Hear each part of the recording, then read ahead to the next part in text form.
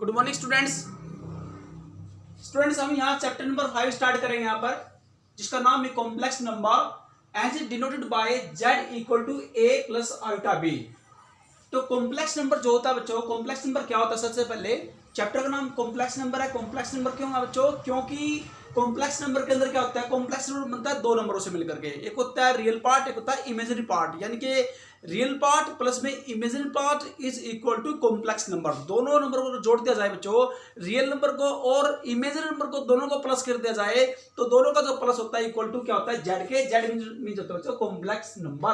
Complex number को Z से denote किया जाता है स्टूडेंट्स। हाँ जी, तो सबसे पहले complex number, real and imaginary part of a complex number. यहां हम डिफाइन करें यहाँ पर कि एक कॉम्प्लेक्स नंबर का रियल एंड इमेजिनरी पार्ट क्या होता है। For the complex number z equal to a plus iota b।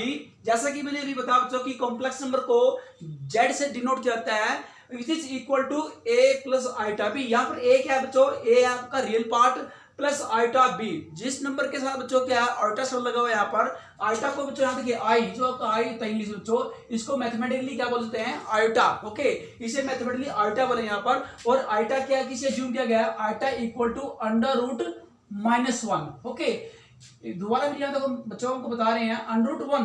Under root one क्या होता है? हाँ जी, ये तो आपका एक प्रकार क्या है, क्या आपका ये आपका परफेक्ट नंबर है बच्चों। वन नेचुरल नंबर है, देखो कि वन का स्क्वायर रूट क्या आएगा? वन का स्क्वायर रूट तो वन आएगा।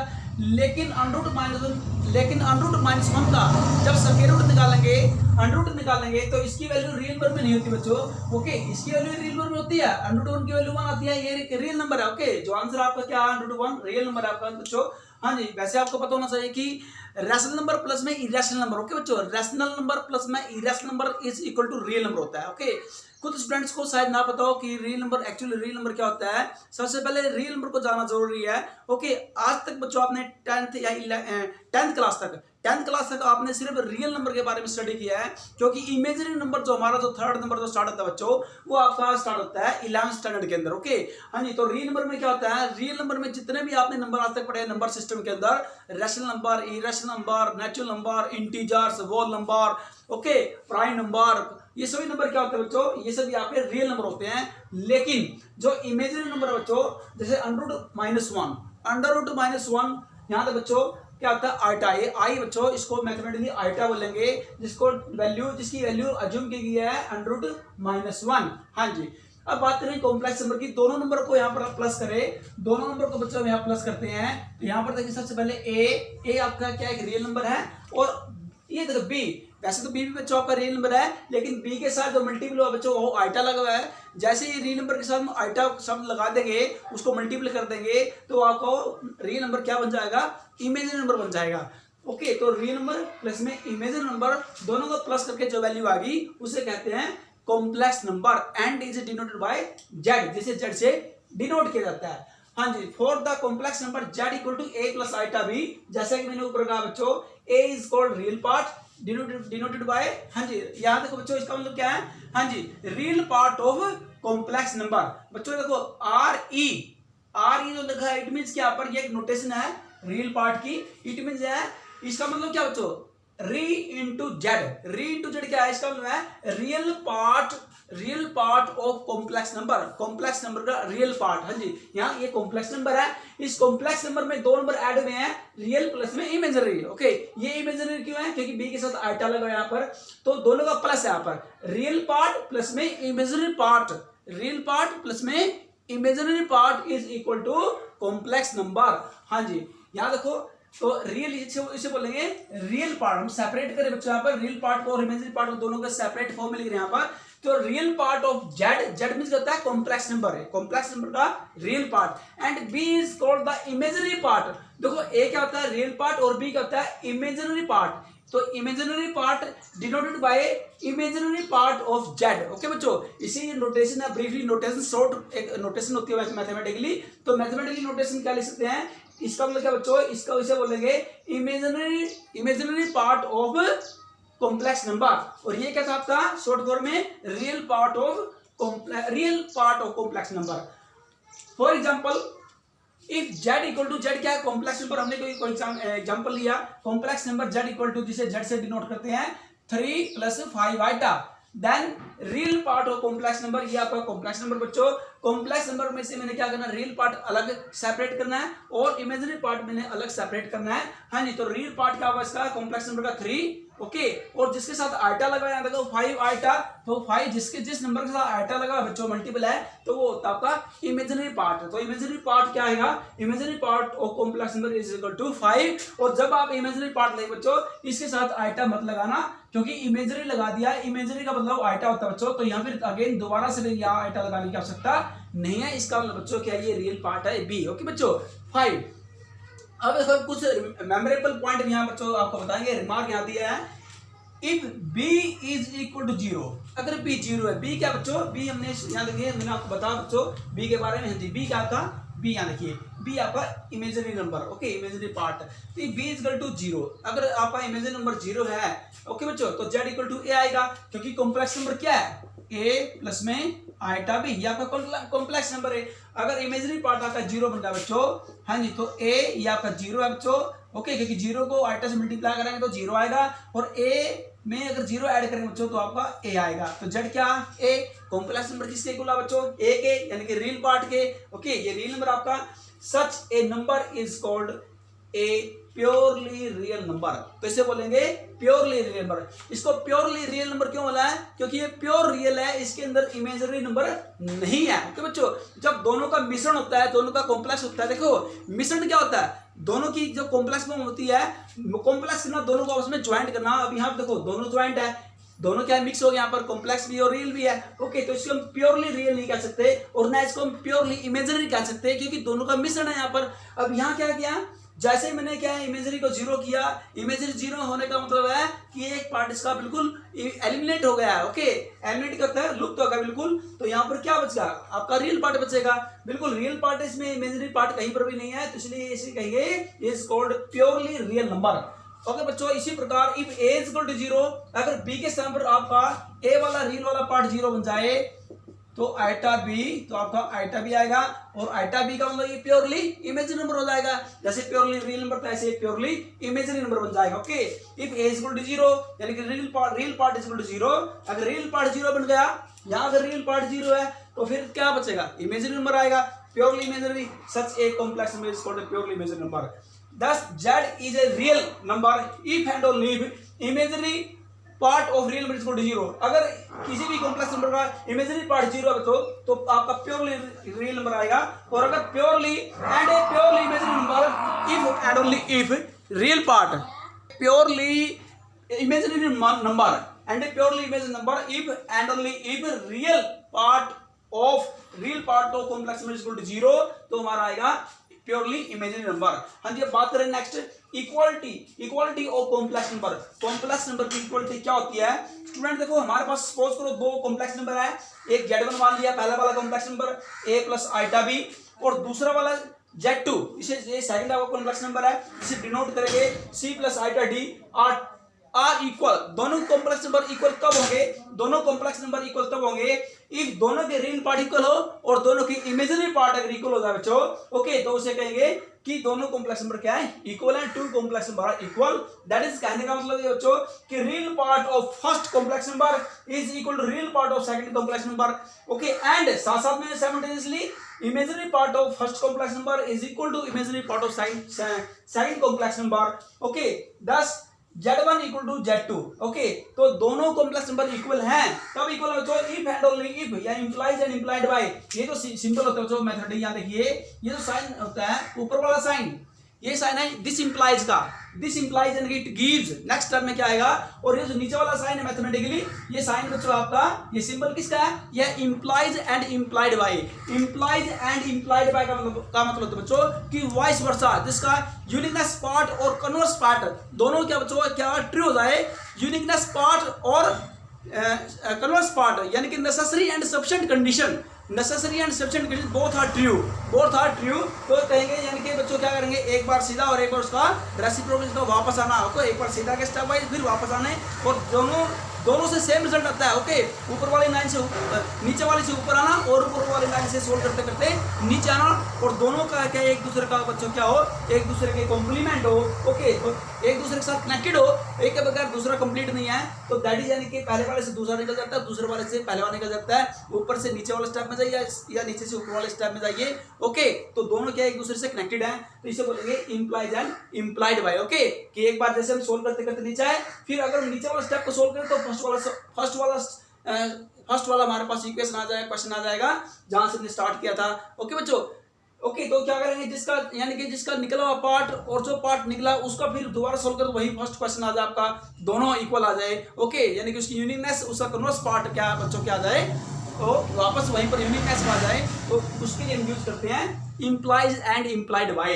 इंप्लाइज एंड इंप्लाइड बाय, तो वही बात यहाँ पर बच्चों देखो, यहाँ पर दो कॉम्प्लेक्स नंबर कब इक्वल होंगे, यहां से अगर ये कंडीशन हमारी ट्रू हो जाए और अगर ये कंडीशन दी गई हो तो इसका मतलब कि ये दोनों क्या इक्वल हैं, और अगर ये दी गई हो तो इसका मतलब इक्वल बच्चों, तो दोनों के एक दूसरे के वाइस वर्सा है। ओके बच्चों, तो ये ऐसी कंडीशन के लिए यूज करती हैं implies and implied by. Okay, और केवल एक ही हमारा पार्ट निकल सकता है, जैसे हमने किसी की यूनिकनेस निकल गई है, उसका कन्वर्स पार्ट ट्रू नहीं है, तो यहां से हम सिंबल करेंगे डिसइंप्लाइज। ओके, कि हमने वो चीज प्रूव कर दिया। ओके बच्चों, इंप्लाइज एंड इंप्लाइड क्या है कि दोनों एक दूसरे पे डिपेंड है, कि फर्स्ट कंडीशन से सेकंड निकाली जाती है और सेकंड से फर्स्ट निकाली जा सकती है। ओके, एक दूसरे की क्या हमें डिपेंड एक दूसरे के ऊपर। ओके बच्चों, हाँ जी, अब यहाँ देखो हम नेक्स्ट कर रहे हैं बच्चों, क्वेश्चन कर रहे हैं यहाँ पर, तो please see now I take example number 1 का first part under root -25 multiply under root या square root -81 is equal to, बच्चों इसको लिखा जा सकता है, माइनस का साइन है तो under root -1 multiply under root 25, दोनों के मल्टीप्लाई करेंगे जल्दी सेम आएगा, यानी कि अंडर रूट -25 आएगा।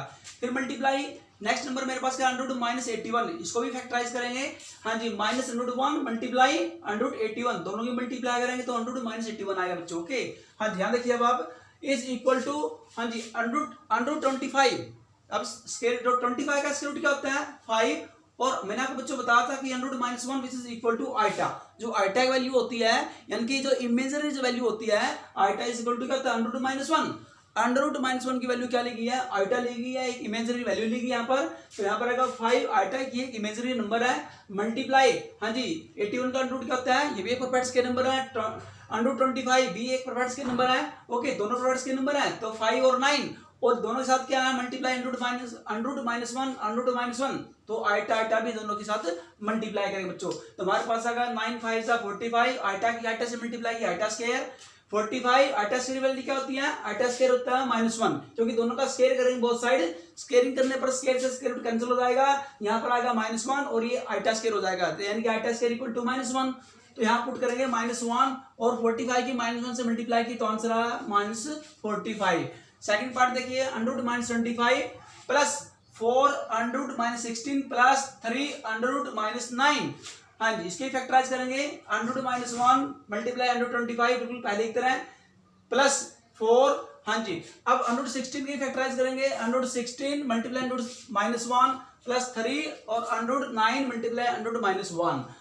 अब यहाँ देखिए स्टूडेंट, ये भी परफेक्ट स्क्वायर नंबर है, 25 किसका परफेक्ट बच्चों 5 का, तो 5 और अंडर रूट -1 होता है आइटा, तो आइटा लगाएंगे 5 आइटा प्लस 4, हाँ जी अंडर रूट 16, हाँ जी परफेक्ट स्क्वायर नंबर बच्चों 4 का 4 और अंडर रूट -1 होता है, हाँ जी आइटा के इक्वल, तो 4 आइटा प्लस 3 और 9 का अंडर रूट बच्चों 3 और अंडर रूट -1 होता है आइटा की इक्वल, तो यहाँ 3 आइटा, सिंपलीफाई करेंगे 5 आइटा प्लस 4 4 तो 16 आइटा प्लस 3 3 9 आइटा, तो तीनों का टोटल किया तो बच्चा आपके पास आएगा 30 आइटा, तो ये आपका आंसर आ जाएगा। करेंगे क्वेश्चन नंबर 2 का फर्स्ट पार्ट, आइटा का पार्ट 37, इसको कैसे एक्सपेंडेड फॉर्म में लेंगे, सिंपलेस्ट फॉर्म में है, जिससे बच्चों लेंगे आइटा की पावर, हाँ जी आइटा की पावर 36 मल्टीप्लाई आइटा की पावर 1। ओके, अब आइटा के पास 36 के बच्चों फैक्टर करेंगे 4 के फैक्टर के रूप में। ओके, तो 4 का मल्टीपल के रूप में फैक्टर करने हैं, क्योंकि 4 के मल्टीपल के रूप में फैक्टर क्यों करेंगे बच्चों, क्योंकि आइटा की 4 वैल्यू 1 होती है। ओके, तो कोशिश करो कि हमारे पास जितना मैक्सिमम बड़ी वैल्यू दी गई हो तो 4 के मल्टीपल के रूप में आ जाए। ओके,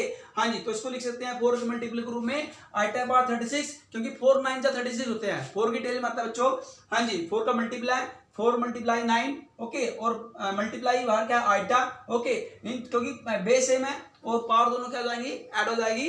तो 36 और एक पावर ये तो 37 हो जाएगी। तो आई टाइप पावर 37 को इस प्रकार तो एक्सपेंडेड फॉर्म में लेंगे और 4 के मल्टीप्लाई के रूप में एक्सपेंडेड रूप में लिखेंगे। हाँ जी, अब आई टाइप पावर 4 देखिए, आई टाइप पावर 4 है।